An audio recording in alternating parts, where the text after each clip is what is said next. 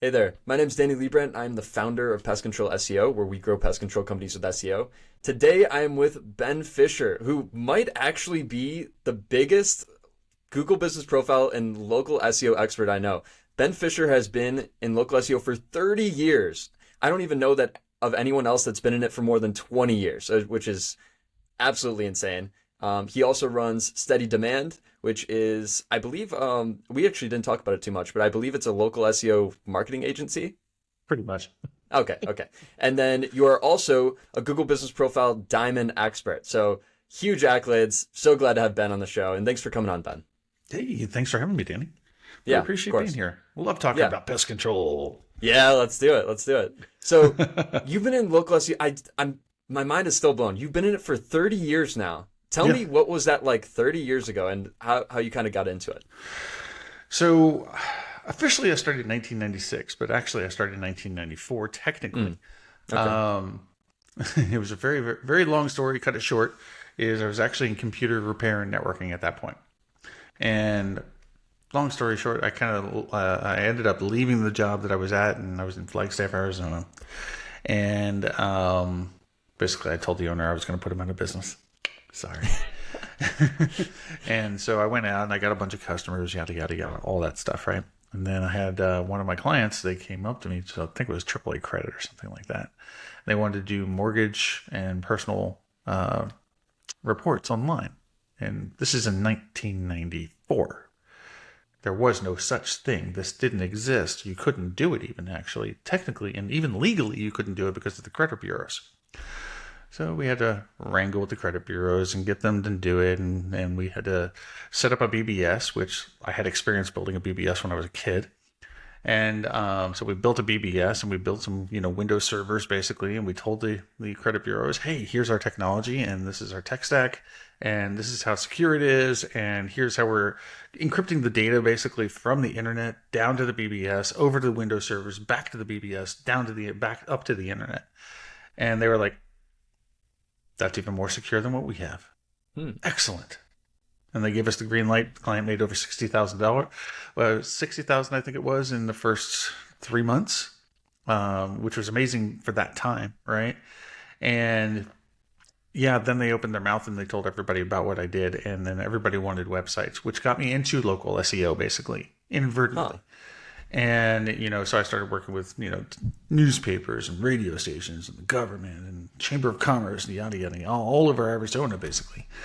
And, but it was really interesting trying to express to the small business owner how important the internet was. Because back in that day, even in Flagstaff, you only had a population of 250,000. 100,000 of those were students. Okay, Huh. so you had Northern Arizona University.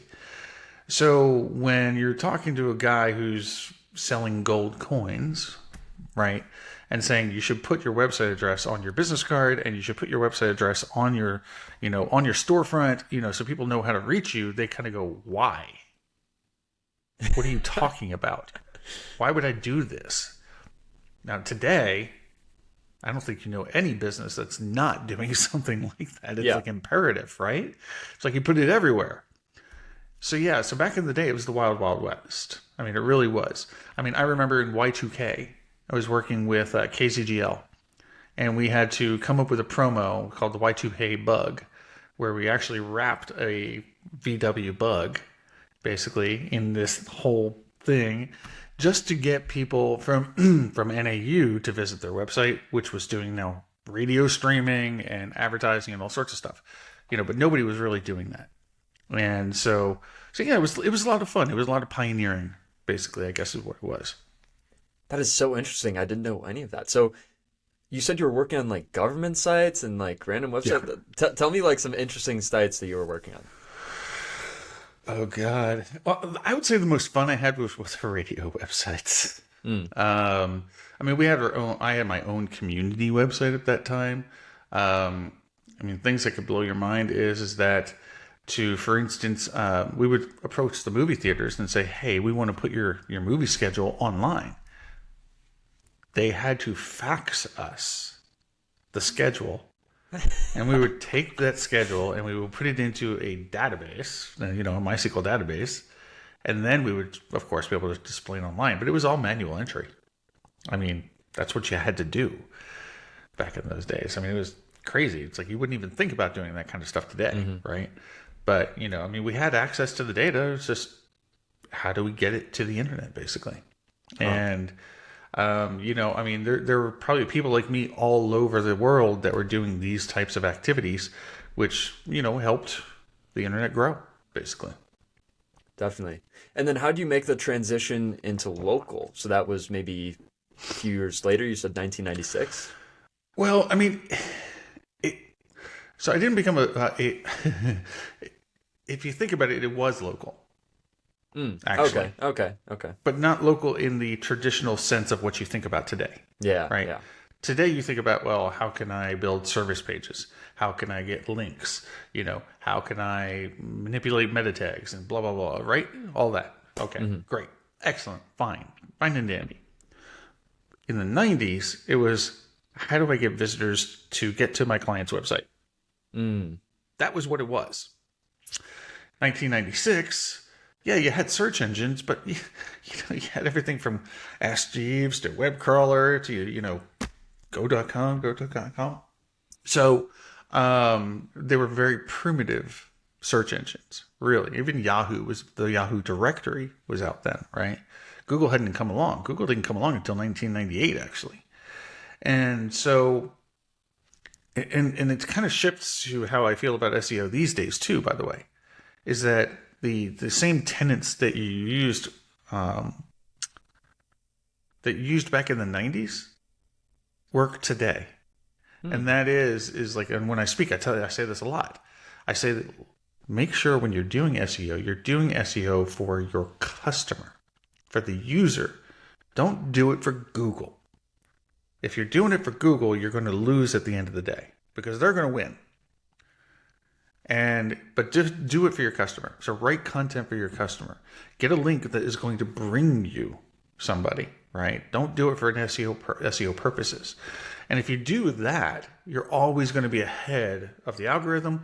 You're always going to be ahead of the spammers and the scammers, that are trying to game the system, because they game the system, then Google figures out a way around it. I mean, I've just seen that so many times over the decades. And so anyway, but back in those days, that's what it was, is you were doing things to get customers. We would build like little widgets and fun things to do just so because we knew that all of the students at NAU were going to link to it because it was freaking cool. Yeah. So we'd build little widgets, for our customers' websites. We'd build mortgage calculators. Why would we build a mortgage calculator? Because people needed to know what their mortgage rates were going to be. Oh my God, it's amazing. And then people would, of course, link to it, but it would happen naturally. So there wasn't a lot of gaming of the system. Now, granted, if you wanted to game Yahoo, it was really easy. It was title tags. Okay, I had like 30 bed and breakfast clients, and literally, it's just you put the keywords into the title tags, and all of a sudden, the entire first page of Yahoo is all my clients. Yay. Dang. So it was really simple back then, I guess, is what is the takeaway. Do you kind of miss those days? I feel like there's so many little things you have to do now, and it's so competitive in the space. Like you have to have. Nah. Oh no. No, not at all. No, not at all. Like I said, it's still the same, I think. Even though it's like, I have an SEO department. My guys and gals are super smart when it comes to SEO. I love the audits that we do. They're like, I think we have over 580 data points in our audits that we do, or something like that. And, but still, it's like each one of those little things harkens back to the whole concept of do it for your customer, do it for your next customer. Don't do it for Google. There are certain things that you have to do, of course, from a search perspective, like, mobile friendliness or speed friendliness, etc. But again, that's for the user. It's not really for Google. Yeah. So no, I love that. I told you I just had Mike Blumenthal on the podcast, and we were talking about that the whole time. Even, your reviews, you should really just see that as like kind of a feedback loop. Yeah. Where reviews are great from an SEO standpoint, but like actually look at your reviews. What are people saying about your business? Like, don't just say, "Oh, 1 star is terrible for SEO." It's like, no, why did you get 1 star? Why'd you get the 1 star? Yeah, right. And you take that feedback loop and you learn from it, right? Yeah, you might be able to turn that 1 star into a 3 star or whatever, right? But the fact of the matter is that, and I say this a lot too, and Mike was one of my mentors actually back in the day. I love Mike. Super smart guy. Really, really, really smart. I think we call him Professor Maps, actually. And so him and Joy Hawkins actually were both my mentors when I got into the Google Business Profile. We'll get into that later. But yeah, I mean, when it comes to reviews, it's like my dogma is that you should respond to every single review. Yeah. But you're not responding to it necessarily for that user that had that bad experience, because you can call that person, right? You can give them a call. You can send them an email if they're one of your customers, and you can take care of it. But what you got to think about is the person that's coming behind that user. And they're going to read your reviews, and they're going to click on lowest score, and they're going to look at the one at the top. Okay. They had a shitty experience. Fantastic. What am I going to say that is going to make the person who's reading that review confident that they understand that I'm going to be compassionate, that I'm going to be understanding, and that I'm going to seek a resolution? Because that person wants to know we all have bad days. We all have bad service sometimes, okay? Any business that doesn't have a bad service day is not a real business. Everybody has a bad day. Yeah. And so how you handle it, though, that's a whole different scenario. And that's what's important, is showing how you're going to handle it. Yeah. And just to hammer this home, not to reply to the reviews just from an SEO standpoint. Like, everyone's trying to like plug in keywords to the response. Like, no, I know. Like, don't actually like care about your customers. Show that you care, right? So then other people can see that you care. But it's not an SEO thing. It's like, let's build as great of a business as possible, right? Well, let's put a stake in this myth, okay? Real quick. When it comes to your Google Business Profile, don't stick keywords in everything, or almost anything, actually. Please. I would say 70% of the fields that are in your Google Business Profile, putting a keyword in them has zero effect. You're literally wasting time. You are wasting your life doing something. It's kind of like doing EXIF, data inside of an image. Google strips that stuff. They put their own stuff in there. Yes. Okay, and not so much keywords, but just filling out information. Like, do you think you should have a description under each service and like a super detailed product section, Q&As? If you want people to understand what you do, yes. But only for that reason. Okay. Yeah, I mean, we can go over ranking factors whenever you're ready. But the fact of the matter is that most of the things inside of your Google Business Profile do not help with ranking. Most of them are geared towards helping the consumer understand what the merchant does. Everything else is kind of BS. So putting keywords inside of reviews or even review replies. I'm laughing because I remember the screenshot that I have somewhere of a pest control company. And the review reply was literally a wall. I mean, we're talking about this big of a wall on your computer screen of keywords after saying thank you. Wow. Thinking that it was going to somehow help from an SEO perspective. Yeah. And I'm seeing a lot of tools now have an AI response. So like in SEMrush and I think Local, some other tools, they allow you to like generate an AI response. And I'm seeing them in some of the profiles that maybe I audit or look at. Yeah. The responses are garbage for the most part. It does not sound like a human at all. Like it. And again, you don't have to put in like a huge paragraph. Just give like a few sentences back, kind of match their energy. But don't, don't keyword stuff. We didn't actually talk about this, so I do quite a lot of talking in the AI space, actually. As a matter of fact, I think, what is it, tomorrow? Yeah, I think it's tomorrow. Tomorrow, I think I'm on Bird Eye, and we're going to be talking about AI in the Google landscape, basically. But I remember when ChatGPT, of course, came out, and when people started doing review responses, and I also remember publicly shaming a couple companies specifically lawyers, because lawyers are lazy, and as are most companies. But they basically, their review responses were, I am an AI engine. I'm not trained to do this, blah, blah, blah, blah. And that was their review responses. What? They would just blindly go out. Nobody would read them or look at them at all. So you would look at profiles and it'd be like, and you just laugh because that's all you can do, right? So, and that's the problem with a lot of these AI review response engines in the first place, is that they don't build up enough guardrails.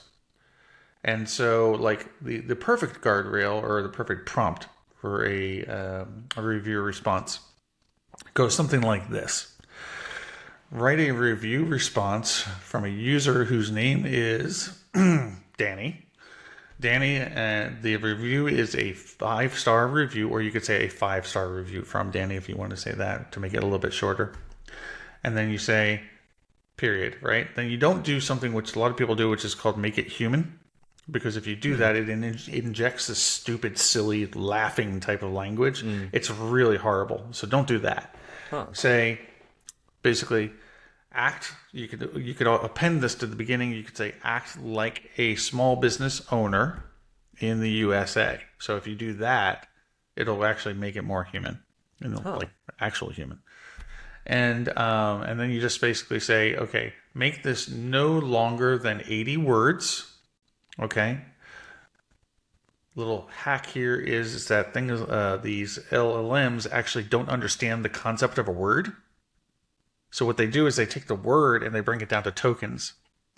And then 80 tokens is actually about 3 lines. Huh. Yeah, it's interesting. So yeah, okay, that's why it never gets the word count and character count right for me. Exactly. Interesting. Right. Yeah, so you just have to play around with it just a little bit. And then you can also append to that, you can say, make it brief. Okay.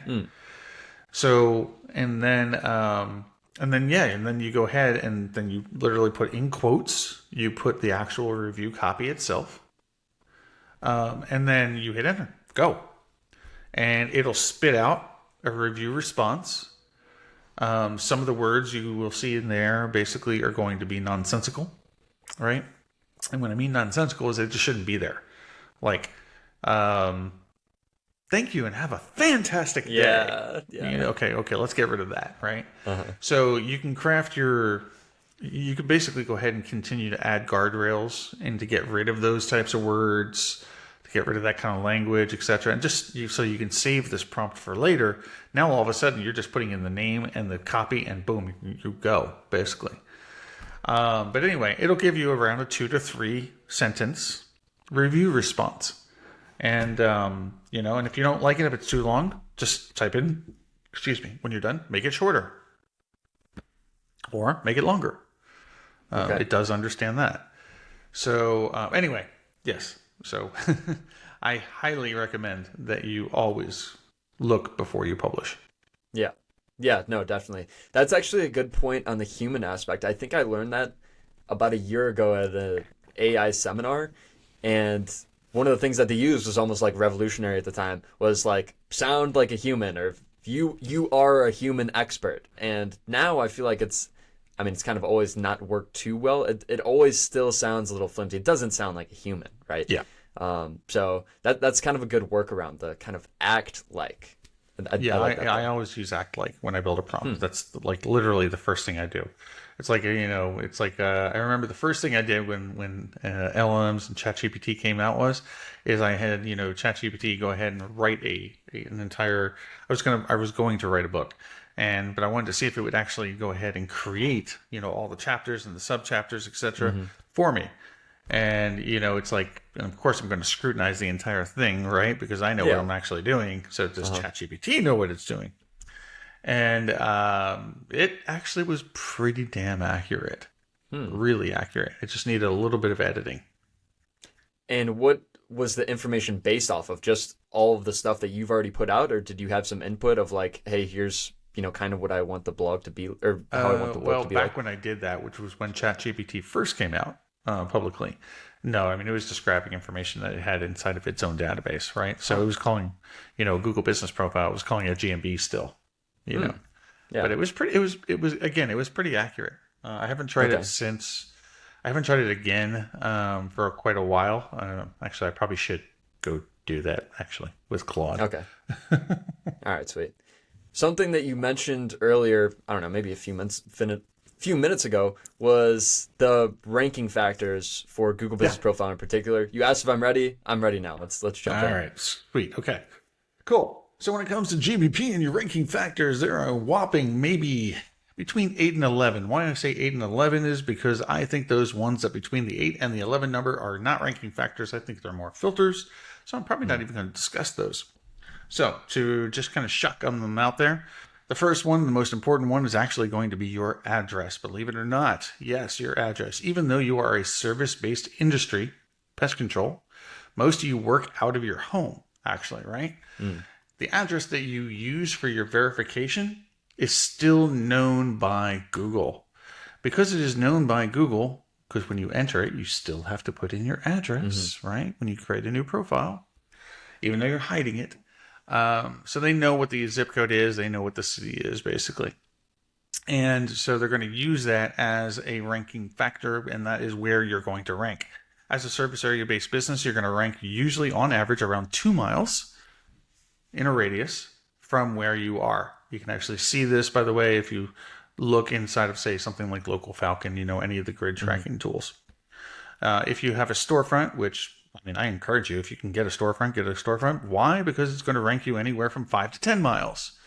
All of this, of course, has a big old it depends on it. Yes, go to the store and get some Pampers. No. But basically, the it depends it really is that if there's a lot of competition or if there's a lot of population, that shrinks. It just makes sense that it would shrink. Also, in pest control, just to put it bluntly, is nobody's going to look like for a pest control service near me. I really kind of don't care where you are as long as you can get to my house. Yeah. So 2 to 5 miles is good enough for me.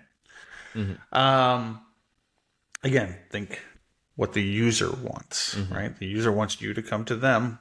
I don't care if you're in Scottsdale and I'm in Glendale. It doesn't matter to me that you're 45 minutes away. So that's going to be number 1, right? It's going to be your address. Number 2 is actually going to be the business name itself. Does the name have keywords in it? Do you have pest control in your keywords? If you specialize, in a certain type of pest, is that pest name, ants, for instance, going to be in your business title?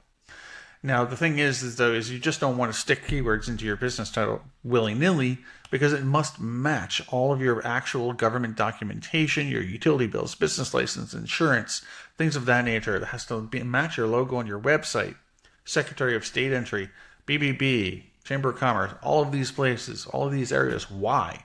It's because when you get suspended, which I'm sure we'll talk about later, but when you get suspended, you're going to have to give these types of information and these types of documents. Google's going to look at their own internal databases to see if your name actually matches, and your address, with everything that's what's considered public facing.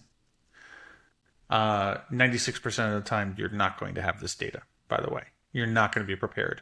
And I'm going to ask this question right now. I know this is a podcast, and I know we're not doing very much. It's interactive at the moment. But just look at yourself and be honest about this question. How many of you today have a utility bill that is in your business name? I just heard 10,000 pest control companies scream. They all screamed, why? No. Wait, I'm confused. Why? Exactly. Why? Because Google needs a utility bill or a business license that shows the address and the business name as it is on your Google business profile. 96% of people, guaranteed, are going to have it in their personal name. They're not going to have it in their business name because it's a home-based business. They don't think they need to. And they're right. They don't need to. But for Google, you do. Period. And is it fine to go under a DBA, or does that have to be the main business name that you're under? Oh, it can be under the DBA. Okay, course. okay. Yeah, I mean, it could be, Danny's Pest Control LLC, DBA, Danny's Awesome Pest Control of San Diego, or whatever, Yeah, yeah. you Okay. know? So, but it doesn't matter. People are going to normally have it in their personal name. They're not going to have it in their business name. So, anyway, okay, so there we go. We got address, we got business name, right? Next thing is going to be your category. Okay, your primary category is going to be the most important category that you have. Remember, when you're choosing categories is who you are, not what you do. That is the most important aspect that you need to understand when you're picking a category. The example I'd like to give for this is that when you go to a McDonald's, they have a soft serve machine, right? Now, is McDonald's going to be a primary category of a restaurant? Maybe, right? Or a fast food restaurant, actually, technically. And a subcategory, would you put in ice cream shop? I'm going to ask you No. that question. No, I Right? don't think so. I think that's way too far. Okay, well, the average small business owner would. Hmm. Okay? Because they think I offer ice cream, so therefore I'm an ice cream shop. No, I understand, but I Google think that's a doesn't look little at it that way. far-fetched. Yeah. Yeah, but people do this, and I see it all the time. Whenever we're looking at Google business profiles, I'll see everybody, they have nine subcategories picked out, and I'm just like, really? You think you are that? You're not. And they're like, well, I'm getting, and they email us and like, I'm getting phone calls about, this type of service. We don't do that. And I look at their categories. I'm like, well, you have a category that specifically calls that service out. So that's why you're getting those phone calls. Okay. Anyway, so pick out the right categories. Primary categories, the most important. Your subcategories are important as well, and they will get you business. There's a tool that you can use from Plepper, Plepr. And with that tool, you can actually have an overlay on Google Maps that shows you all of your competitors and what categories they are using. Mm-hmm. Doesn't necessarily mean you need to copy them, but at least it gives you a good indicator as to what is potentially usable. Again, just put the litmus test. Who are you? Not what you do. And there is no such thing as category dilution. If somebody tells you there's category dilution and they're an SEO person, run away. You can have as many categories as you want, again, as long as they pass that litmus test. Yeah. Okay, wait, can I run that litmus test through you for my industry? Yeah, do it. Okay, so like typical pest control company, I mean, usually, they maybe do mosquitoes and spiders, all the regular pests. And obviously the main Google business category is pest control service. And I'll run you through, there's really kind of like top 5 additional categories, and I'd like to see what you think, whether they should be added or not. So there are kind of 3 inspection ones. So one is building inspector, home inspector, and sanitary inspection. What do you think of those 3? Negative on all 3 of those. Wow. Okay. Because you're not Okay. a building inspector. Yeah. Interesting. Are you going to actually go inspect the foundation of a home? Not for pests, but are you going to actually inspect that foundation for cracks, code violations, things that a building inspector would probably do? Huh. But can you get answer punished is no. for having an additional category like that? No, the punishment is that you'll get people calling you that for things that you don't do. And when they call you, if they're unhappy because you've misled them, they're going to possibly leave you a very negative review, which you won't be able to get rid of. Yeah. Okay. It's a And real customer experience. 2 others, I'd kind of place these in 2 different buckets. The 2 others are bird control service and animal control service. What do you think of those? Those would apply. Okay. Yeah, they might apply. Okay. And then Yeah, there's I mean- one last one, kind of iffy. Some don't do this, but then animal rescue service. So as long I don't know. I wouldn't put animal rescue Okay. service. Okay. No, unless you're actually going to go rescue an animal and bring it to a shelter. Okay. All right, those are kind of the top ones. Then, I mean, some iffy ones are like home cleaning. I'd say no way, right? Definitely not. Well, technically, you're kind of cleaning, but that's kind of a borderline one I've been playing with. Yeah, I don't think so. Okay. All right, so let's move on from there. Okay, so we've talked about address, we've talked about name, we've talked about categories. the link, the website URL that you are linking to indirectly that can impact your rankings. It's very, very, very tiny. The general rule of thumb is if a page is ranking well in Google search for your key term, that should be the page that you link to. That's either usually going to be your homepage, right? If you have more than 3 locations, I do say that you should have a local landing pages, basically, at that point, not just your homepage for every single. That's good to know. Every single link. Phone number is not going to be a ranking factor. I actually have heard that a couple times. Like, should I get a phone number from CallRail because it's going to help my ranking? No, I've heard don't that. do that. Yeah, don't. Your description is not going to help you with ranking. We already talked about reviews. When it comes to reviews, that's a very simple kind of algorithm. Actually, I believe Mike was the first one to discover this. And that is your first 10 reviews actually gives you a ranking bump. Then your next 100 reviews actually gives you a ranking bump. Anything in between there and anything above that kind of doesn't really matter. There's no evidence that anything above 100 is going to do anything for you. Or even 90 is going to do anything for you. So again, we go back to the whole customer experience, right? Does having 1,000 reviews with a 4.9 rating matter? Well, guess what? The 4.9 rating matters because A, Google does look at the ratings, right? But they don't use it as a ranking factor per se. But as a consumer, if I'm going to look for somebody and I see somebody with a 3.5 or I see somebody with a 4.9, who am I calling? Yeah. I'm calling the 4.9. Just period. I am, right? There's a better customer experience for some reason. And I'm not going to waste my time with the 3.5 because I already know there's a bunch of bad reviews. Yeah. Which, of course, opens up to people having wonderful attacks based on reviews. So beyond that, then you do have, like we were talking a little bit earlier, about services. So the services area of your GBP, you can either add services that Google suggests, or you can go ahead and make custom services. Both of these actually work. And we'll give you a ranking bump for the keywords that you put in there that within usually about 72 hours. And they stay. I have a year-long test that I've been doing on these, and they just continue to stay. It amazes me every time I take a look at the report. And so the thing here is that you have to be careful with services because services can come up as basically what's called a justification. Justifications where it says, this company provides pest control service or ant control, or something of that nature, right? So, but you have to always predicate it with provides, whatever the keyword is.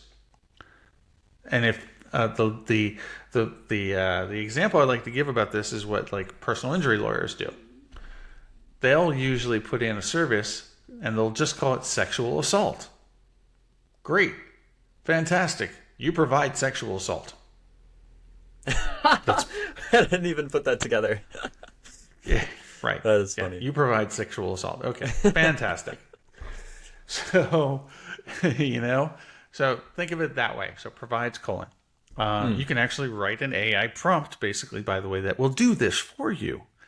It's really simple, actually. That prompt is just basically saying come up with the most important keywords for my business, which is pest control. I want you to give them in 2 to 3 different words maximum and say must match this type of pattern and must sound natural when saying provides : word. And when you do that, it'll actually come up with a whole list for you. So it's really simple. Interesting. Okay. Yeah. And I'm curious, this is kind of iffy, and people always love to plug like cities and whatever areas. Could you plug cities into there? So for instance, like pest control in, Portland in the services? If you really want to, but why? Everybody knows you're in that city. Yeah, true. No, I'm just checking. Everyone likes to get the little extra boost. I'm just wondering, like, when you go into a business, maybe you do all the predefined services. What do you add there then? Do you do that ChatGPT prompt and add those? Yeah. Okay. Absolutely. Okay. Yeah. I mean, so okay. I don't even take the ones that Google recommends unless they really, really make sense. People give way too much credit to Google and the software. It's just software, and, it's like I could be in Phoenix, for instance, editing service areas, and it's going to come up with service areas really close to me, not close to my customer who's in Pennsylvania. You know what I mean? So that's an example. But if you're not watching what you do, then people just add them. You know what I mean? So yeah. Anyway, no, I always like to do things custom as much as possible. Okay, great. So yeah, services are going to help. Products to a certain extent, not really. Kind of. If they're connected to, if you're using, which you can't in the pest control industry. So never mind. I'm not even going to go to. I'm not even going to get into that right now. Okay. So yeah, skip that, or delete it, whatever. But anyway, so, beyond that, there's not a ton of other really good ranking factors. There are ranking, what I call ranking filters, the only one that's going to even apply is going to be the hours filter. Joy came up with this thing that's basically showed that, if your hours are set to 9 to 5, then at 6 p.m. you're not going to show up in a ranking grid. Well, that just makes sense because you've got your hours listed 9 to 5. So why would I show somebody in search if it's closed, right? Yeah. This is more for storefronts. So go ahead. Yeah. No, it's all kinds of people in local watch this. Yeah. So, the way that I look at it is, again, it's more of a filter than a ranking factor. It's a ranking in the sense that you won't rank if you don't have your hours set, to open. But this has made a lot of companies that are showing their address put on 24/7. You're not allowed to do that. It puts a target on your back. So somebody could report you basically for showing 24/7 when you're a storefront. Service area based businesses. As long as you actually do pick up the phone at 3 o'clock in the morning, fine. Yeah. If you have an answering service, if you don't, use something like CallRail, figure out when people do call you, and set your hours to that. That's what I usually say. Because, if I call you at 3 o'clock in the morning because I have a cat in my attic, or whatever, right? You better pick up the phone. Yeah. Yeah. If you say you're open, you better pick up that phone because I'm looking for somebody to come right now. So, anyway, that's what I have to say about that piece. Okay. But yeah, beyond that, there's not a ton of other really great ranking factors. Somebody who says, Google posts are going to be a ranking factor. No, sorry, doesn't work. By the way, skip the hashtags. Useless.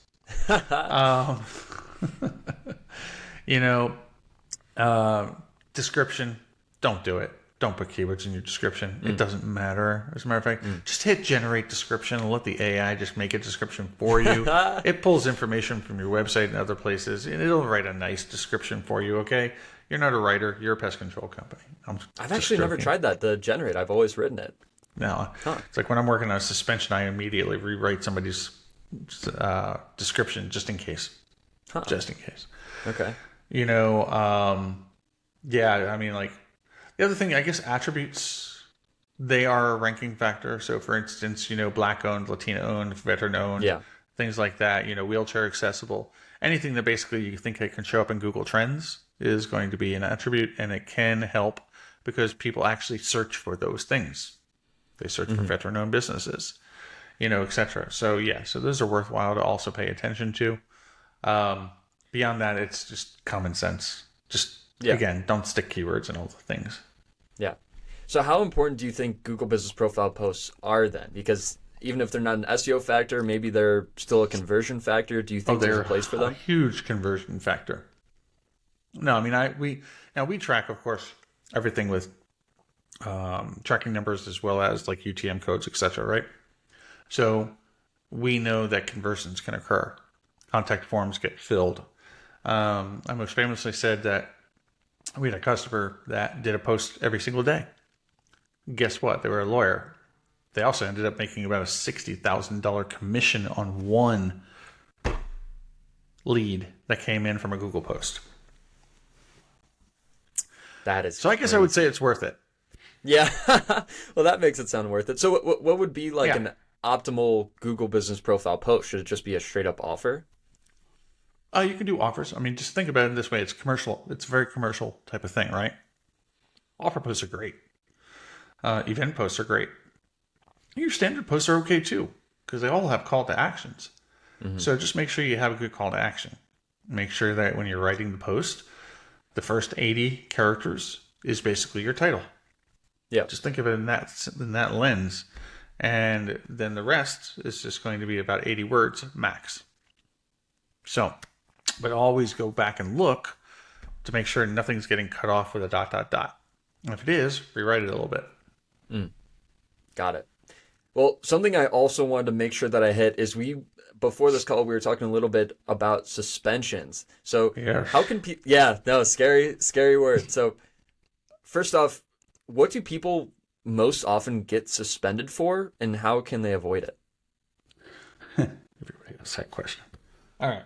So, to put this in perspective, in the 7 years that I've been working with GPP, I guess 7, 8 years, whatever it is, I've probably handled north of 6,000 reinstatements from suspensions.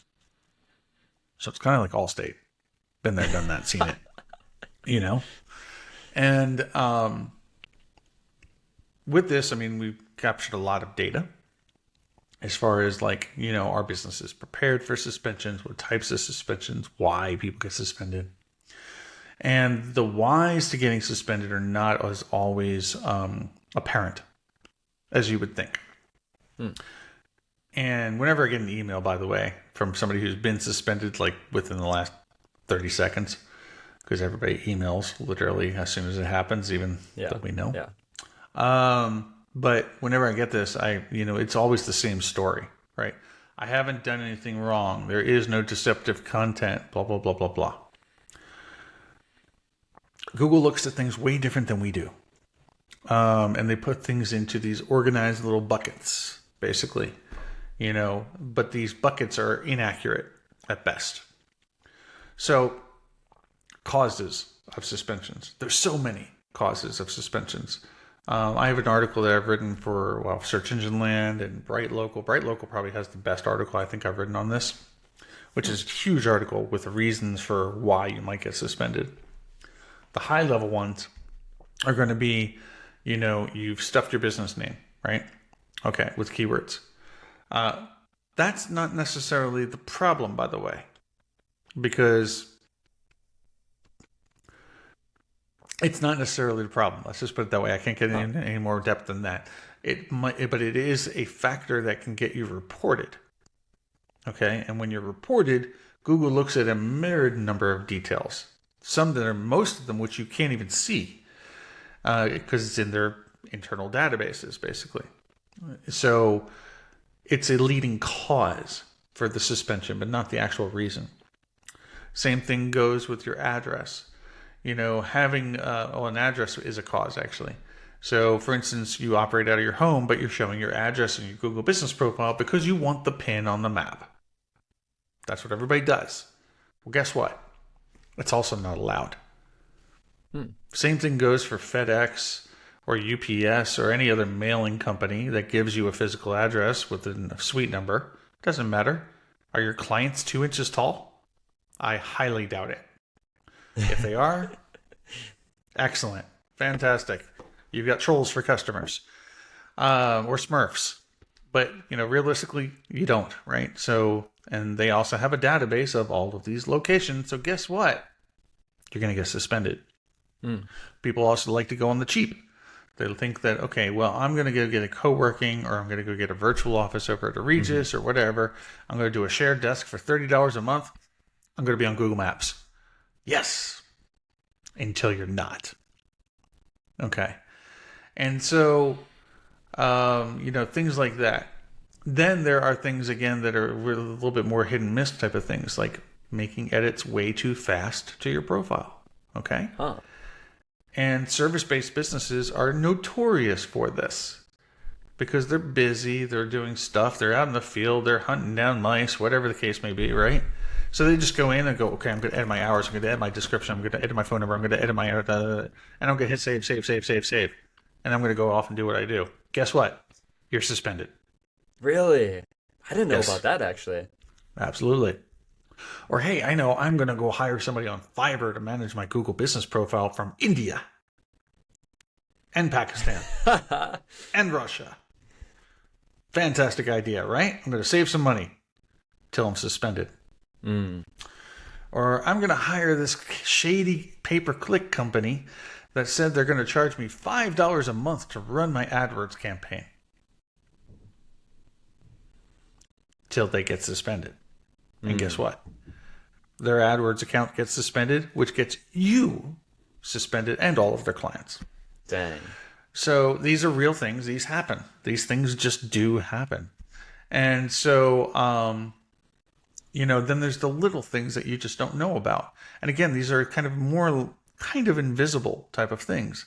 But, I've seen things as silly as a zip code being off by one digit on a Secretary of State entry cause a suspension. Jeez. I've seen an expired business license cause a suspension. It was valid last week, not this week. And Google had access to that business license database. So there's just so many things that can cause the suspension. And what we found out from our data is that only 4 out of 100, 4% businesses are prepared to be reinstated. Now, let me put a little bit of fear into you really quick and what this actually means. I want you to think about your business, okay? Your pest control business. You're doing great. You got all this business coming in from your Google business profile. You've signed up for local service ads. It's working. Fantastic, right? You've hired 30 guys or let's say you've hired 3 guys to help you. You now have 2 vans, right? Going out, doing your service. Fantastic. All of a sudden, your phone stops ringing. Your local service ads is no longer really producing anything. Your Google business profile is not producing anything. Your phones just stop. And I want you to ask yourself one question. And that question is, how long can you stay in business at this rate? How long can you stay in business without your phone ringing? The answer that everybody in the audience right now is saying is, oh shit. Yeah. I've got a week. Mm-hmm. There's a segment that's saying that. The other segment's going, oh, I can go 3 weeks. I can go 30 days, but then I'm letting people go. I can go 31 days and I'm selling trucks. Yeah.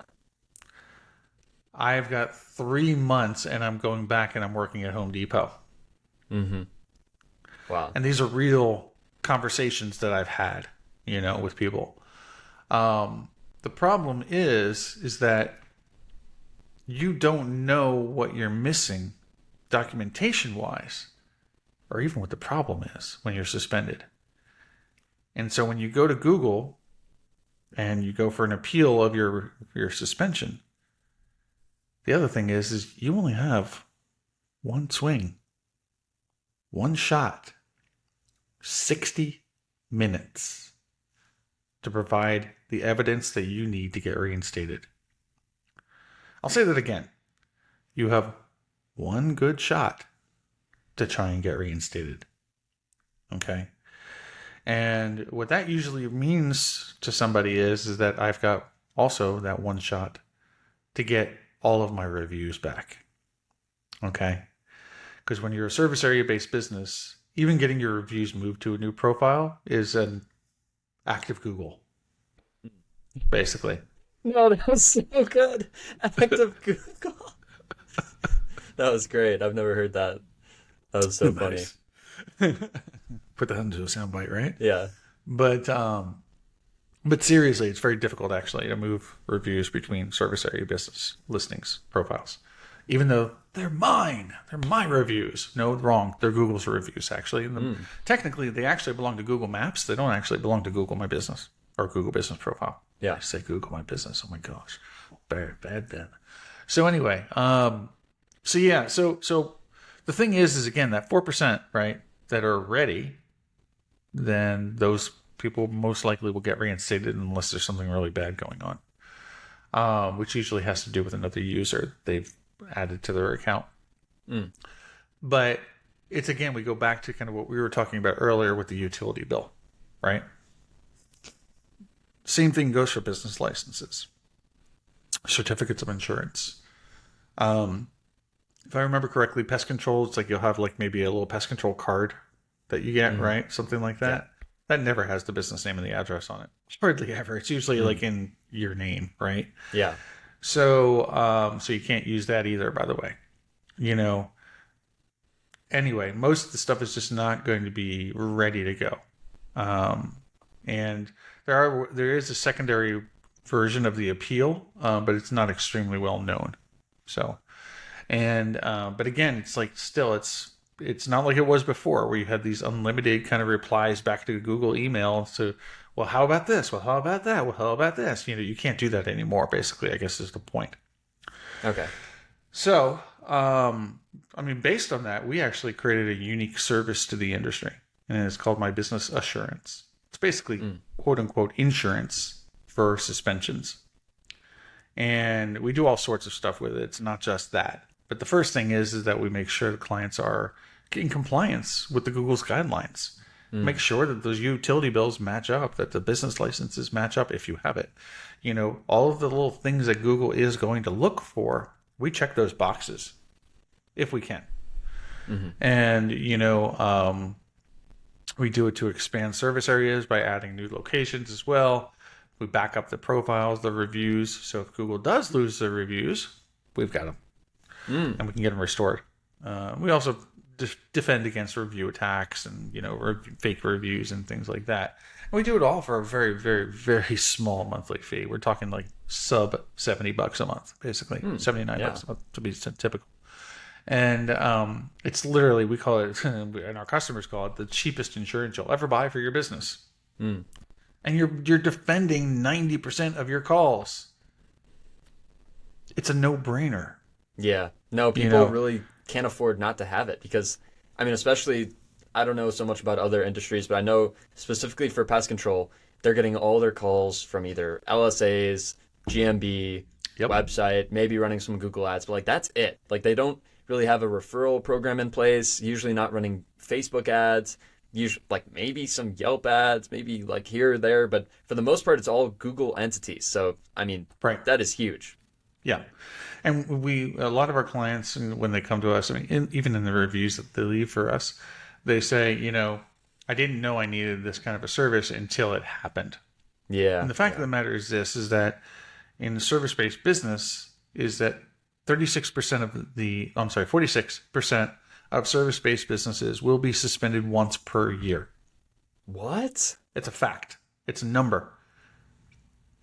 They What? only know this from analyzing over 6,000 reinstatements. No, I believe you. That's crazy. Yeah. Every year? Every year. Yes. So just because you have not been suspended, you need to put the word yet at the end of it. Dang. Again, I get emails all the time about this where people say, I've been in business for over 20 years. I've had my GBP profile for over 7 years. I've got 500 5-star reviews, whatever. I spend X amount of dollars on AdWords, and Google all of a sudden suspended me for no reason. I was okay with being out of a UPS store P.O. box for a long time. Why can't it work now? Yeah. Again, you get away with it until you don't. It's kind of like speeding. It's like, yeah, okay, fantastic. You love to go 90 miles per hour in a 45 until you can't, and you get pulled over, and you get that speeding ticket. It made it work for you for so long, but now it didn't. And that's the way it works with Google Business Profiles and suspensions. Yeah. So, that's a good analogy. So what can you... sorry, I just wanted to ask real quick. Yeah. So what is the main one? What do people most usually get suspended for? Is it the business name or the address or something else? It's usually copying what other people are doing. How so? So in other words, adding keywords to the business name, getting an address at one of their employees' homes or one of their contractors' homes. Okay. Things like that. They're like, well, my competitor does it, so why can't I? So they just go ahead and do it. They don't think about the implications. And they don't even know, to be very fair, the average business owner doesn't even know that this is a problem. They just see it and they just do it. They don't think it through, because why would you, right? I mean, in all fairness, why would you even think it through? So, but yeah, so that's why I'd like to bring the awareness to it. It's like, hey, defend your business. And then, if you don't even hire somebody like me, hire somebody. Yeah. I don't care. Just hire somebody. Have them look at all your stuff and make sure you are in compliance. Hire an expert. It's a very, very, very small price to pay for being online. Yeah. No, I knew suspension was an issue, but I had no idea it was that prevalent. That is actually insane. And that makes me almost scared to edit any profile. I'm going to go and take like a triple check every single little thing that I do. So I'm glad that you've informed me. It gets worse, man. What else? A lot worse. What else? What is it? So not you per se, but agencies in general. If an agency gets hit with a suspension, their entire account can get hit with a suspension, which means all of their clients can get suspended. And hunting down what the actual issue was at the beginning is extremely difficult. So I have had customers or agencies that have come to us and be like, I have 100 accounts, 100 profiles, and they've all been suspended. What do I do to get them back? No way. First thing you do is you communicate with your customers. Mm-hmm. Because they're going to be down for about 30 to 60 days. Sorry. That is insane. Wow. Okay. So especially agency owners or whoever's managing multiple profiles. So if you're like a business owner, maybe you have 30 locations, 50 locations. Be careful of everything that you do, because that suspension is going to, I hate to say it, almost ruin your business. Oh, it can. Absolutely can. Yeah. Wow. No. The first thing I tell an agency when they come to us with this is I say, look, first thing you need to do is email your customers. Tell them Google did a bad thing. Yeah. Because you don't know what the actual issue is yet. You don't know if it was you or somebody else or whatever. So just tell them Google. Blame Google, basically. Yeah. Yeah. But communicate with your customers, because otherwise you might get sued. That is terrifying. So Should good be. for me to know. I mean, I knew a little bit about it, but this has hammered it home for me. Cool. So, Sweet. I mean, last thing I wanted to touch on, kind of wrap this up, is you are a Google Business Profile Diamond expert. I mean, that sounds like super fancy, but can you tell me exactly what that is and what you do? Yeah, let me tell you what it's not. It's not like an AdWords expert, right? So AdWords, you spend $10,000 a month and you get this little badge that says you're an AdWords expert, right? Fine. Fantastic.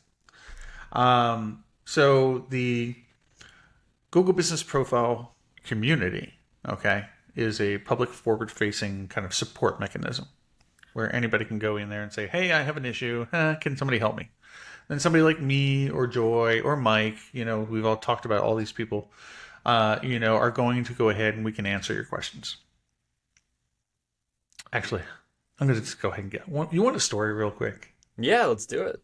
All right. Because a lot of us experts don't talk about how we got into this and how we became experts in the first place. And my story is it's an interesting one. When I got into local, I wasn't really into local, GMB back in those days, right? Or Google Local actually is what it was called back then. And we started managing a lot of Google business profiles. And we had one that was a gun shop. This gun shop got suspended. It got removed from Google Maps. They lost all their business. So I'm trying to figure out, how the heck do I get them back on Google Maps, right? So I call up Google support. Yes, back in those days, you could call them. And then basically I'm talking to the support operator. And I'm telling them the issue. And they basically say, well, gun stores are no longer going to be allowed on Google Maps. I said, really? I said, why? I said, doesn't make any sense. People need to find a gun store. Guns kill people. Okay. What about liquor stores? Liquor stores going to be removed from Google Maps. Liquor probably kills more people than guns in the United States any day, right? I'm just saying. Liver disease, blah, blah, blah. We're thinking about it. Smoke shops. Cigarettes. Cigarettes kills more people than liquor, right? Yeah. They might be on the chopping block too. Okay, excellent. I could have kept on going down this rabbit hole, right? But I stopped and I said, okay, can I talk to a supervisor? Supervisor came on, asked him the same questions, and he gave me the same answers. Now I'm kind of going, what the hell? This doesn't make any sense whatsoever. Yeah. I was like, I got that. It makes no sense. So I got off with them and I went over to the Google Business Profile community at that time. And I opened up a thread with my client's information and basically with the names and what support had said in my support ticket. And then Joy went ahead and escalated it up to the community managers at that time. And within, I think it was 3 months, and I didn't know this, of course, until I became a product expert myself, but there was this whole huge thread of content that was going back and forth between Googlers and Joy and Mike and everybody, right? About how wrong this was and, horrible for the ecosystem, etc. They ended up reversing their decision. So they ended up allowing Google gun stores to be on Google Maps. At that time, you couldn't manage them, but they reversed the decision. My client, of course, got back onto Google Maps. We lost the client because we couldn't manage the profile anymore, but oh well. And so, but doing that, I realized the impact that I had basically on businesses by just volunteering and helping my client. And, and I basically probably saved or impacted millions of people's lives at that point. The many gun stores, the families, the consumer, who are trying to find a gun or whatever the case may be. And so I took that and I was like, well, that was pretty freaking cool. And so I decided to volunteer my time in the community and help other people out with their issues and their problems. And always kept an eye out for those big kind of life-changing events that I could help people with. But I really enjoyed just helping people in general. And, people would come in with things like suspensions and things like that. And I would try and help them figure out what's going on, and try to help them get it solved. And so it really felt good to do those types of things. And then Google just reached out to me like 3 months later, literally. And they sent me an email. And they said, hey, you look like you know what you're talking about. Would you like to join this secret Illuminati society of ours? And they should have said that. That would have been so awesome. But anyway, but they invited me into the fold, basically. And then I just kept on doing what I was doing. And then I really found that I enjoyed actually working directly with Google and learning from Google themselves. Being able to see things that Google didn't see and bring it up to their, and get them to act on it, which is really awesome. So many stories behind that. And, also network with, of course, the other product experts. That's where I really get to know, people like Joy Hawkins, people like Mike Blumenthal. And they were so generous with their time. And if I had a question, they would just answer me, which was like, whoa. What did I do to deserve this? And so I pay it forward to this very day. I do the same thing. I do a lot of mentoring people that want to get into the program. And then 3 months later, they promoted me again because there's multiple tiers. You start out as bronze, and you go silver, then gold, then platinum, then diamond. And diamond is basically the highest level you can go. And it's based a lot on your time and your influence, and also basically how well they feel your command of the product actually is. And we're all under NDA. So everything that I've told you today is outside of the NDA. It's public knowledge, basically. But there's so much stuff that's behind the scenes that we know about, and we see features that are coming to the GBP 6 months to a year before they even come out. Dang. But what's more cool than that, cooler actually than that, I should say, is that we get to see it when it's in mock phase. Like they've only gotten like 10% of the product even thought out, and they've just made a screenshot of it, and made some graphics. Mm-hmm. And so we get to see that, and then we get to give them our input, basically, and say, you missed this, or that font is really, really, really tiny. Nobody's ever going to see that, or little things like, that's great. However, you're missing for businesses, right? Or whatever. And so, so anyway, so yeah, I mean, so that's really also the other cool part about it. And then there's the part about it where we act like kind of canaries in a coal mine, which is where we see issues that are a much greater issue, right? Like us, we have a couple thousand clients, right? We get to see issues pretty darn quick. If something's going on, like right now, there's a huge one with verification issues, and that you may or may not be experiencing. But anyway, where it says there's no more ways to verify contact support, and it goes in a loop. Yeah. Right. Well, that's a bug. It's being worked on. But, we were one of the first agencies to see that. We're also one of the first agencies to see the pin attacks and things like that. But we bring them to Google and they go ahead and they do act on them. So that's kind of cool too. So yeah, it's a cool little thing to be involved in. And I'm pretty proud of it, of that fact. And as a Diamond expert, we're called on often by the Googlers themselves to come and do special projects. Like once a year, I speak in front of what's called the Trust and Safety team. They have what's called the Trust and Safety Summit, which deals with review issues, suspensions, policy, things like that. And I usually get to not keynote it, but I get to come in as a product expert and basically vent. Yeah. In front of That's all so these cool. Yeah. stupid smart people, and tell them what I think, and they listen to you. Wow. So it gets really interesting when that kind of stuff happens. Yeah. Well, I'm so glad that program is a thing because, I mean, I think we need people like you to be in the space to be like, hey, Google, like, this thing is messed up. Like, I know you guys do your own thing and, like, you have all these different products, but, like, this product that I'm an expert in and I've been doing it for, like, the 20 years that it's been around, there's, like, a huge problem with it. And, like, you should probably listen to me because I'm the diamond expert. So personally, I love that Google has that platform available. And how many diamond experts are there around? I mean, there's got to be not many, right?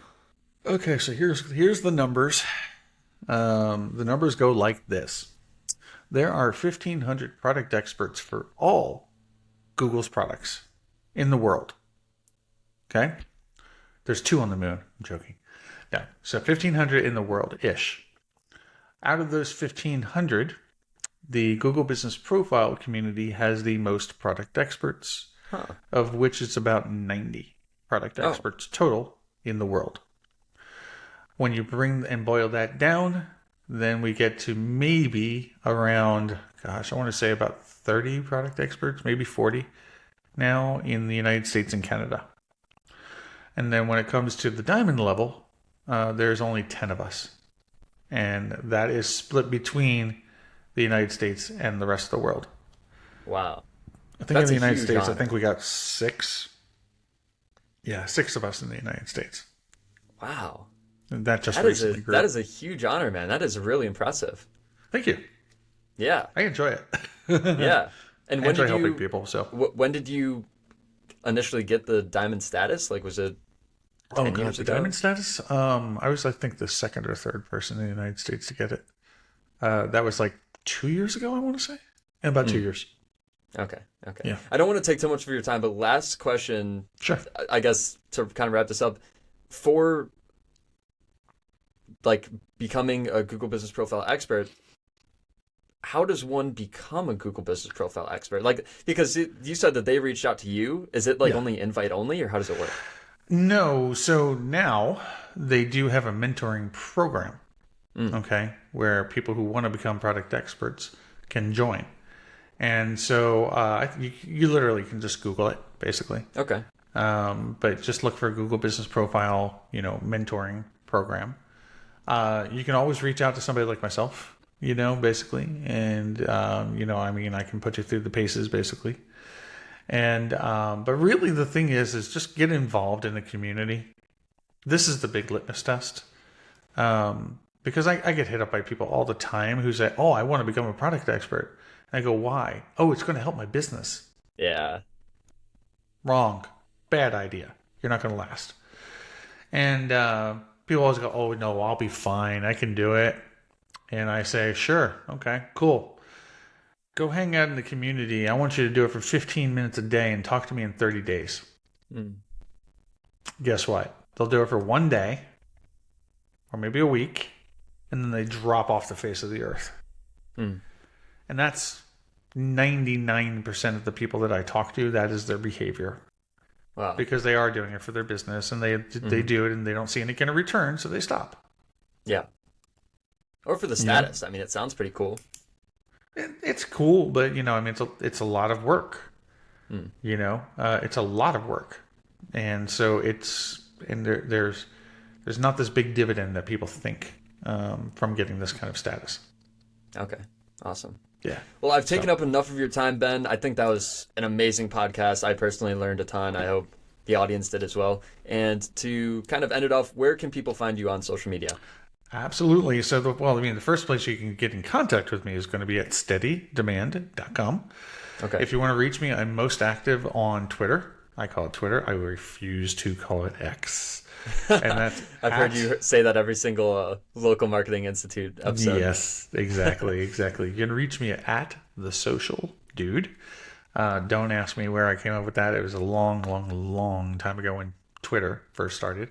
But yeah, anyway, so that's where I'm probably the most active. That's where I share a lot of tips and anything that I find really intriguing or interesting in the GBP world or the local SEO world. I will definitely be posting it there. So awesome. Cool. Okay, anything else you'd like to plug? No, not really. I mean, if you're looking for somebody who can help you from a local SEO standpoint, just visit steadydemand.com. Our website sucks at the moment. Working on it. But, I think we've had the same design for the past 6 years, by the way. It really sucks. No, I'm just joking. But yeah, just visit our website and fill out the contact form, and then we can get in contact with you, and we can help you with everything from local SEO to local services ads. All right, awesome. I'll link everything in the description. And what, again, was the other thing to, like, the suspension service? Oh, that's called My Business Assurance. What's the link for that? Is there a link? It's right on our website. Oh, okay. So it's on Steady. Yeah. Okay. You just go to services, and then the assurances, and then it describes what the whole package is all about right there. All right, cool, man. Well, sweet. I think that does it. Again, great podcast. Learned so much from you. So grateful for your time. We went like an hour 15 here. So thanks again for coming on. Truly appreciate it. All right. Sounds good. All right. Thanks, Danny. Appreciate it. Yeah, of course, Ben. Have a great rest of your day. Yeah, see you. Okay. Thanks, everybody.